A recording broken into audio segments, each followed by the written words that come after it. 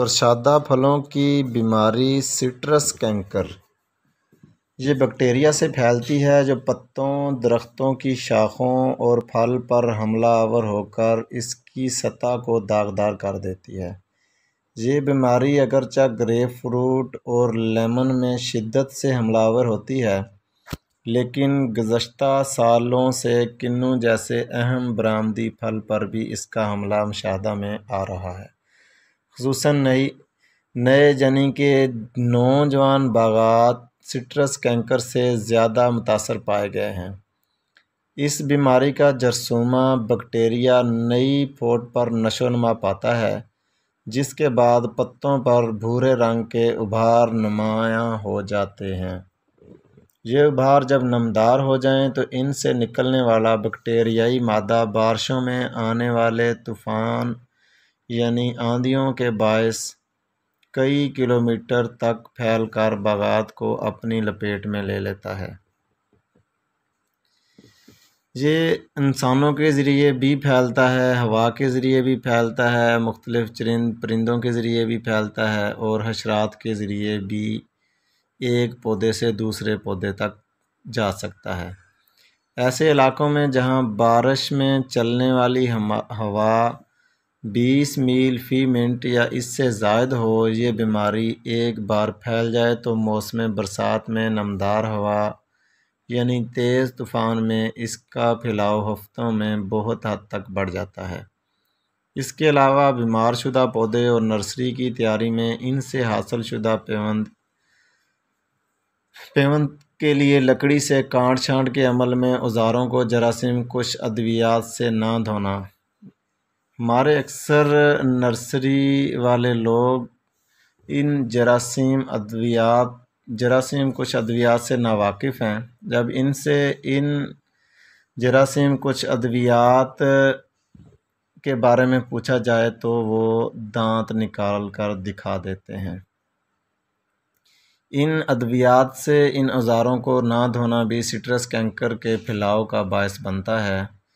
ترشادہ پھلوں پر حملہ آور ہونے والی اس خطرناک بیماری سے بچاؤ کے لیے گریپ فروٹ اور لیمن کے پودے کنو کے باغات میں نہ لگائیں، اور اگر گریپس، فروٹ اور لیموں کے پودوں پر سٹرس کینکر حملہ آور ہو چکا ہے تو فوری طور پر ایسے پودوں کی متاثرہ ٹہنیاں، شاخیں اور پتے کاٹ دیں اور باغ سے دور لے جا کر جلا دیں۔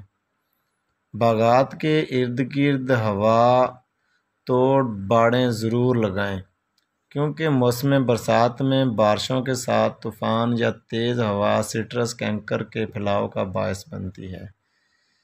ایسے میں ایسی بیماری کا جرثومہ تیزی سے متحرک ہو کر ہوا کی رفتار کے ساتھ پھیل جاتا ہے۔ باغات میں کاٹ چھانٹ کے دوران استعمال ہونے والی آری اور کینچی کو فارملین، ڈیٹول یا 10 ملی لیٹر بلیچ فی لیٹر کے حساب سے پانی میں ملا کر محلول تیار کریں اور کینچی اور آری وغیرہ پر پلاسٹک کی بوتل کے ساتھ اس کا چھڑکاؤ کرتے رہیں تاکہ سٹرس کینکر کے جرثومے بیمار پودوں سے تندرست پودوں کی طرف منتقل نہ ہونے پائیں۔ اس کے علاوہ لیف مائنر موسم برسات میں درختوں کے پتوں میں گہری لکیریں بنا لیتا ہے۔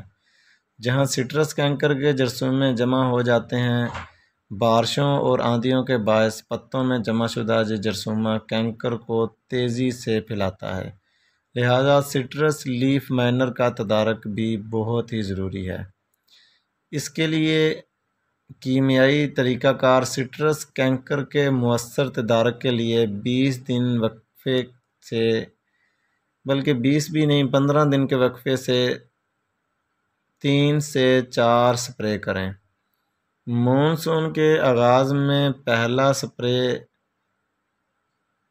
کاپر ہائیڈرو آکسائڈ، جبکہ دوسرا چھڑکاؤ جو ہے کاپر آکسی کلورائڈ اور تیسرا چھڑکاؤ جو ہے ٹاپسن ایم، ان کا کرنا چاہیے۔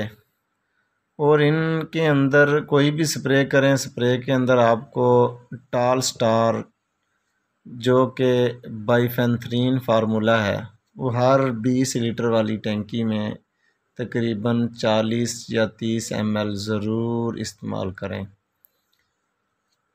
انشاءاللہ اگر آپ ان باتوں پر عمل کریں گے تو آپ ان سٹرس کینکر اور لیف مائنر جیسی بیماریوں سے نجات حاصل کر سکتے ہیں۔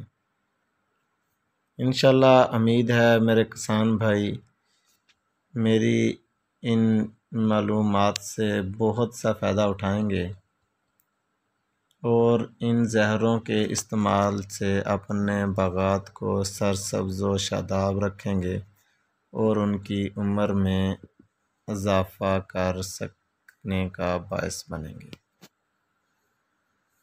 خوش رہیے، خوشیاں بانٹیے۔